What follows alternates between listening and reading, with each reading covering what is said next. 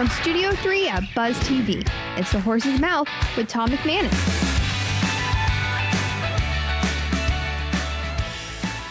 Welcome into The Horse's Mouth here. Tommy Max, of course, at my bar, talking ball this time around, brought to you by our good friends at Dasher and Client Focused Media. Coach Campo is here. Brian Sexton is here. A little B. Teal, a little Campo's Corner. We're going to mix it all up into one and talk some free agency right here on The Horse's Mouth. I think you should call it hello. B. Campo. B. Campo. There you go, Right. Brian. Good to see you, Coach.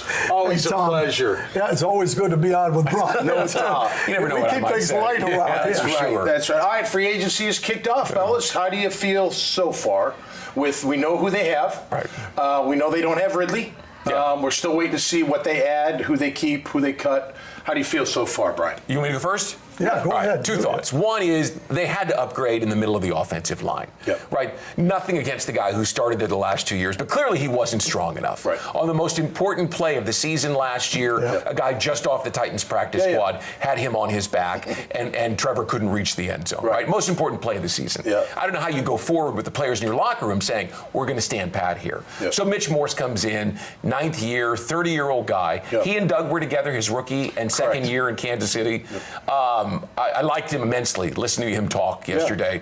Started every game. Without a doubt. And you got Ezra Cleveland back, and hopefully, listen, if the weak spot in your offensive line, and credit to Brandon Sheriff for playing last year on a bad ankle all season he was long. beat up, But if that's your concern, a 5-time Pro Bowl guy, I think maybe you solved that, maybe made it better. Yeah. And then the Ridley thing, look, I think Gabe Davis comes in and improves you in this sense. Okay. In 2022, you had Marvin Jones, Christian Kirk, and Zay Jones, and they were hyper productive offensively. It's because Trevor was just putting the ball where the open arms were, as opposed to feeding Ridley. And you could just feel the frustration between the quarterback and the wide receiver at times last year. Now he's just going to find the open guy and throw the ball, right? And let's mix Evan Ingram into it too, because he's a big receiver. Absolutely. I think Gabe Davis makes this team better. I know people will be like, oh, Calvin Ridley.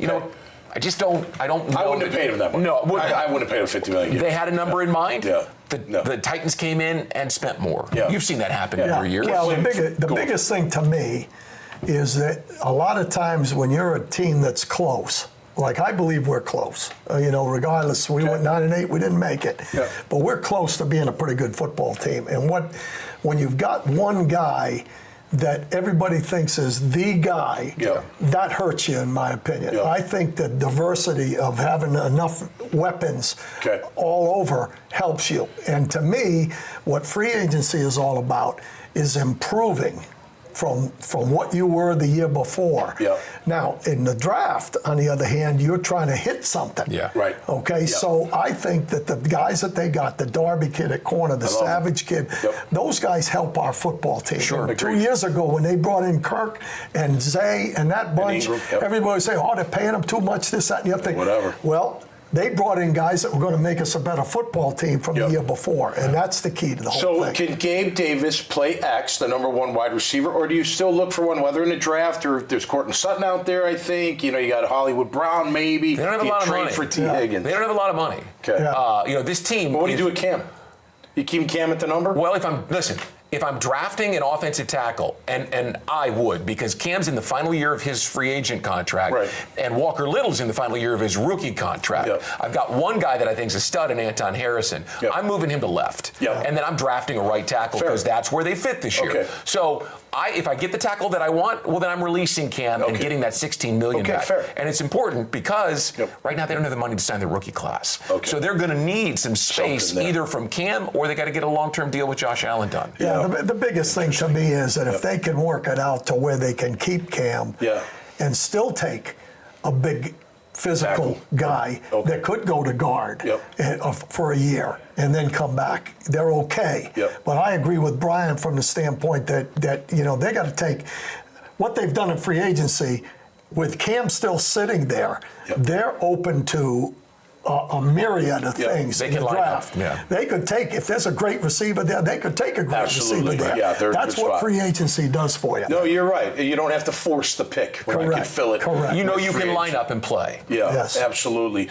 So with Cam, I want a healthy Cam back. Obviously, the numbers got to work. I do. They drafted Anton. Yep. They say he can play left tackle. I think, look, nothing against Cam or Walker Little, but we've seen enough. We've just seen enough out of him. Right. We know Anton is a very good right tackle. They think he can play left. I'm with you. Roll the dice. Free up that money. Another guy who I want to keep, but can't they restructure a Lewican? Wouldn't that free up money? It doesn't even. They could, but listen, when you sign these guys in free agency, they have an expiration date. Yeah. And the expiration date for Foye Oluokun was supposed to be right now. Okay. They had drafted Chad Muma, right? And he's an inside linebacker. Yep. That one hasn't panned out yet. Right. They draft Ventrell Miller. He pops the Achilles last year. Right. So all of a sudden now you're stuck, kind of like with Brandon Sheriff. His expiration date was this spring too. Yeah. But Cooper Hodges got hurt. Right. So the moves they made didn't pan out because of injury. Yep. Now you've got high-priced guys that you were hoping to move on from. Right. I just don't know. I think Foye Oluokun is a very good player. You obviously I think he's great. are a great judge of that. But his cap figure's $21 million this year. Right. And how many more years do you want to push it out at linebacker, which he's going to come across the bar when I say this. No. It isn't a premium position anymore. No, it isn't. And so you want to be careful because you got a quarterback you need to pay. Yep. I mean, That's what I was just going to say. But you do got to find a replacement. You don't have him on the roster. I don't think Muma can replace him. Well, and we're not going to know about Ventrell. Right, we'll see about that. How many guys come back from that? Right. So could you find he's got about $7 million in play that you could recoup, and you could spread it out. But it's the same thing with Cam. People say, well, why don't you extend Cam? He's 8 years in. He hasn't been able to stay healthy. How many more years do I want to go when I can go to the draft? Yeah, right. Dave, you've seen a lot more drafts than me, but I've seen 30 years of this. And I've never seen a draft this deep at offensive tackle. There are 9 guys that will have first-round grades. Right. That's the sign, right, from the big guy upstairs saying, this is your year to take a tackle. Yeah. Yeah, you got tackle, you got wide out, you got corner, all right there. Well, yeah, but what Brian's saying, I agree with in another sense, is that they talked a lot about not being physical enough on the offensive line. That's right. So there's some guys in the draft this year that give them that physicalness. Yeah, absolutely. We were talking about going guard, but then, bringing in Morse makes it a little bit different in there. You bring Cleveland back. Just take a big guy. Yeah, Carolina did that. Yeah, and then take a big guy in the defensive line, and we're improving our football team. It's funny. I just got done writing a story about Tom for the Jags Legends newsletter. It's written. Right? Okay. I'm going to give you a little preview. Okay. That Tom McManus was the NFL's version of a caveman. Yeah. Right. That's when linebackers played and they came into the holes and they smashed things. Yeah, right. He played in a physical era of football. Today's linebackers don't play the game the way that you play. Side to side. It's a little different.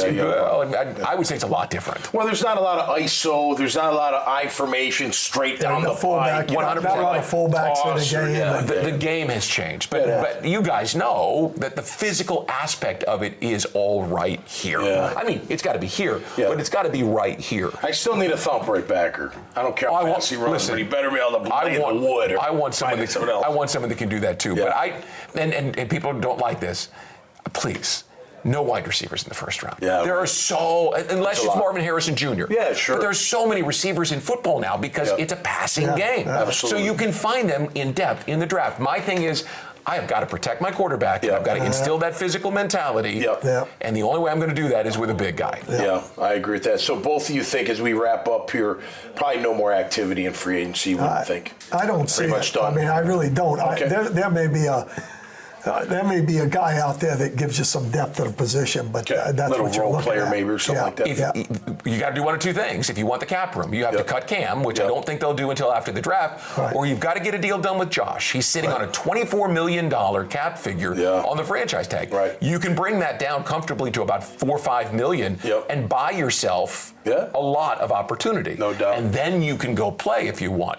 But you can't go play as it sits right now. Yeah, great stuff, fellas. Always a great time talking ball with Brian and Coach. I love it. Hey, we do it every week here on the Horse's Mouth. Coach Campo, and of course the OG voice of the Jags, my man Brian Sexton, who's part of the client-focused media team. And of course, you can catch Coach on 1010XL each and every week. Until next time, y'all stay safe out there and be cool and go Jags. We'll see you next time right here on the Horse's Mouth. Cheers. Cheers. The coach should be going to bed at night thinking about the athlete and how they're going to help that athlete improve. They shouldn't be worrying about how am I going to quantify their improvement, or am I going to have to keep up with all this information? Those things that are kind of background to the coach focusing there on the athlete. And so what Dasher does is it takes all those side things away, allowing the coach to focus then on the athlete.